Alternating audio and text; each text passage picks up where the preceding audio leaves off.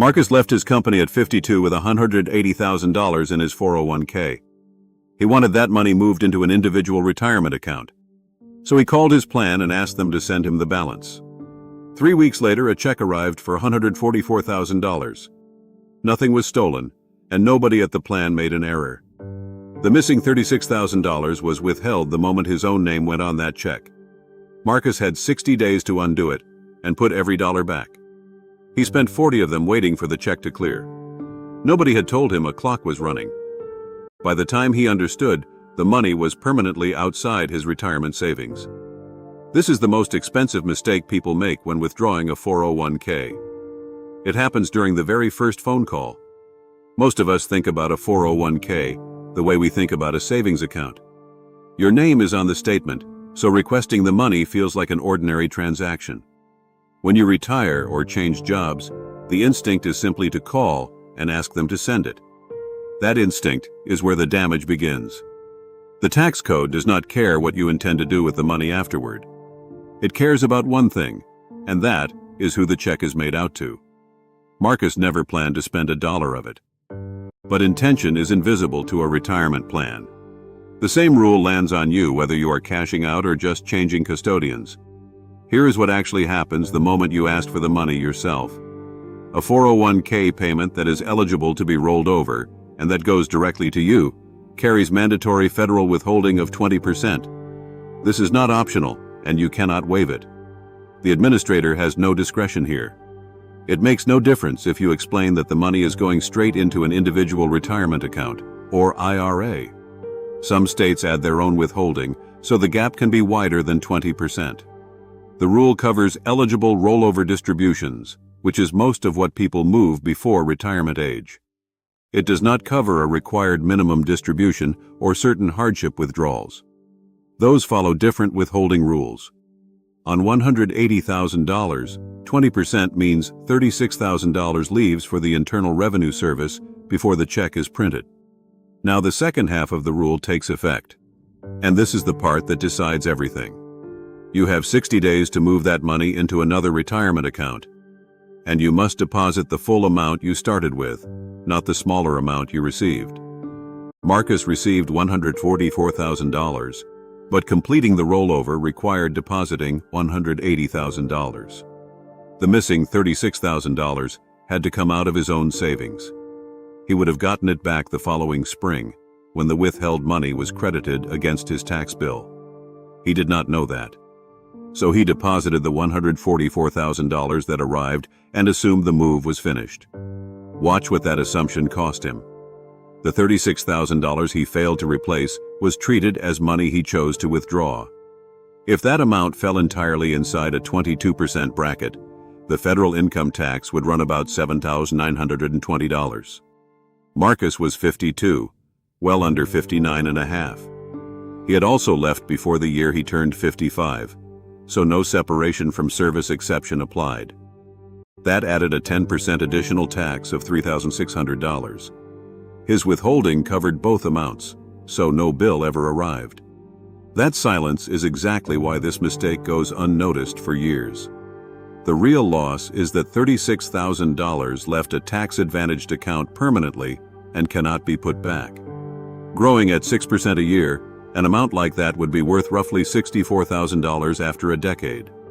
That is an illustration, not a forecast, because no return is predictable. He did not lose a balance. He lost a decade of compounding on it. Now compare that with how his co-worker Diane handled an identical situation. Diane also had $180,000, and she also wanted the money in an IRA. Instead of a check, she requested a direct rollover, sometimes called a trustee-to-trustee transfer. She opened the receiving account first, then told the plan to send the funds straight to that institution. Because the payment never passed through her hands, the 20% requirement never attached to it. Nothing was withheld, and no 60-day clock ever started. Her full $180,000 stayed invested without a single interruption. Same balance, same goal, same month, and a $36,000 difference created by one box on a form, which raises an uncomfortable question for anyone already retired and simply spending their savings. If the route matters that much, does the timing matter too? Consider Robert, 67 and retired, with roughly $40,000 a year from Social Security and a pension. He decides to remodel his kitchen and takes $90,000 from his 401k in one calendar year. Every dollar of that counts as ordinary income, stacked on top of the income he already has. A withdrawal that size can push part of his income into a higher bracket. It can also make more of his Social Security benefit taxable, and it can raise his Medicare Part B and Part D premiums about 2 years later. That surcharge is called the Income-Related Monthly Adjustment Amount, and it looks back at an earlier tax year. Taking $30,000 in each of 3 years would have funded the same kitchen across 3 separate tax returns. The amount he needed never changed, and only the calendar did. Here is what changes once you see both stories together. A withdrawal is not an amount. It is a route and a date. Marcus chose the wrong route, Robert chose the wrong date, and neither of them chose a wrong number. That is why this cannot be fixed by being frugal or by taking less. It is settled before the money moves, in a conversation that lasts about 4 minutes. It also explains the part of Marcus's story that still stings. The 60-day rule that cost him was the same rule that could have saved him. He had 2 full months to replace that $36,000 and make the transfer whole. The rule was never his enemy, and not knowing it was. So here's how you apply this. If you are moving a 401k, open the receiving account before you call anyone. Then request a direct rollover in writing and confirm the funds go to the institution rather than to you. If a check has already arrived, count 60 days from the day it came. Remember that the full pre-withholding amount has to be deposited to keep the whole balance sheltered. If you are taking money out to spend it, look at your total taxable income for the year first. Then ask whether splitting the withdrawal across 2 or 3 years produces a better result. The variables that matter most are your age, your other income that year, and your filing status. Also, whether you are enrolled in Medicare and whether you left your employer in or after the year you turned 55. Any one of those can change the answer. That is why this is worth reviewing with a qualified tax professional before anything is signed.